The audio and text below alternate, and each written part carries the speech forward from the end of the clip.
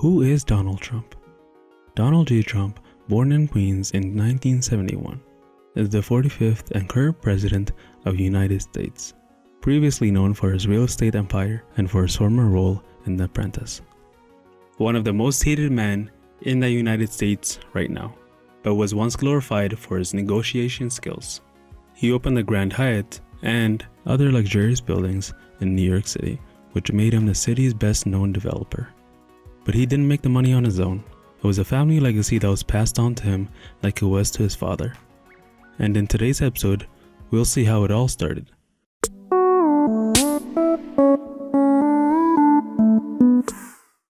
Frederick Trump, Donald Trump's grandfather, was born in March 1869 in the Kingdom of Bavaria, which is in Rhineland, Germany. When he was 16, he bought a one-way ticket to New York City, escaping 3 years of Germany's compulsory military service, which was illegal, but America didn't care as Germans were seen as highly desirable migrants at the time.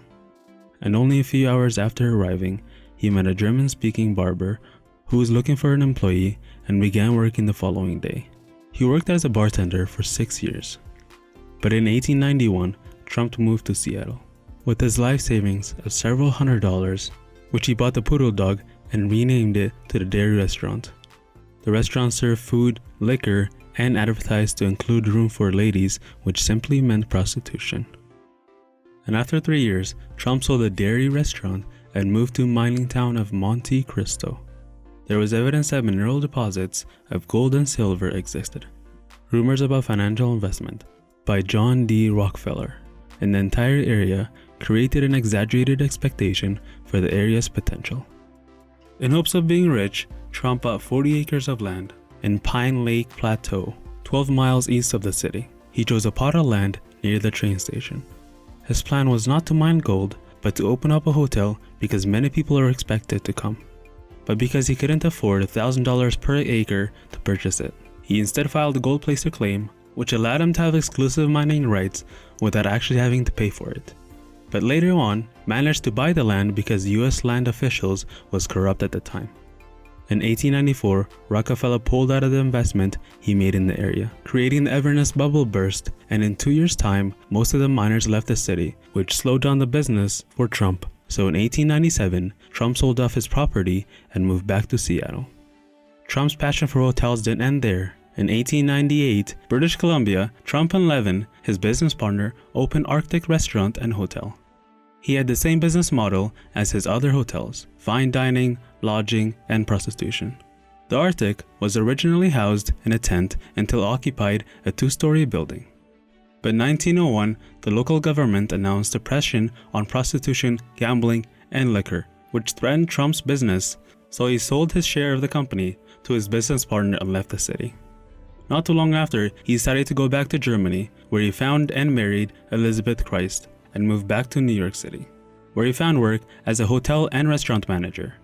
And a few years later, with all the money he saved up, him and his wife returned to Germany to permanently live there.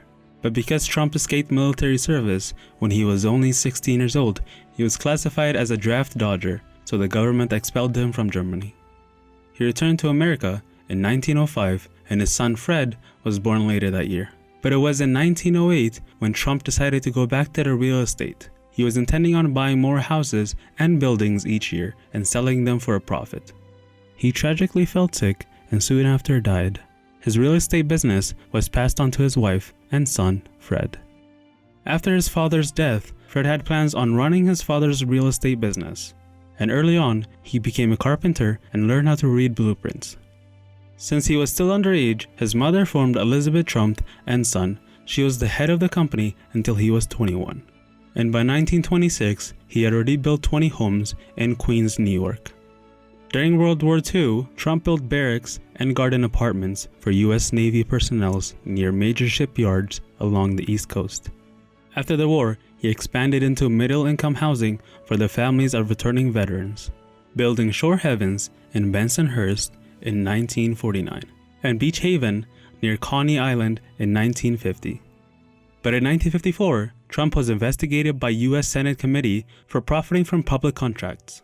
So Trump testified before the Senate Banking Committee that due to rising costs, he would have to invest more than 10% of the loans not provided by the FHA, and therefore suffer a loss if he built under these conditions.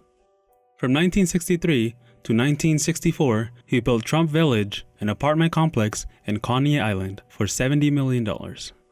He built more than 27,000 low-income apartments and row houses in Coney Island and many other residential areas. Upon his death in 1999, his will divided $20 million after taxes amongst his surviving children. After his father's death, Donald Trump took full control of the company and revolutionized the business. His first big project was the Commodore Hotel, which he partnered with Hyatt Organization to buy in 1976 and renamed it to Grand Hyatt. He continued to invest and develop grand New York City buildings, including buying the Plaza Hotel and the former Bank of Manhattan building. But the company's grand jewel is the 58th floor Trump Tower on 5th Avenue that was completed in 1983. The building is still the headquarters of the Trump Organization, where him and his family are living on the top floor of the building. His business model was to simply make the Trump business a brand, and he began to license the Trump Organization name since the late 1980s, like the Trump Ocean Club and the Trump International Golf Club. But he has also many failed business projects, like the Trump Airline, Beverages, Trump the Game, and Trump University being at the top.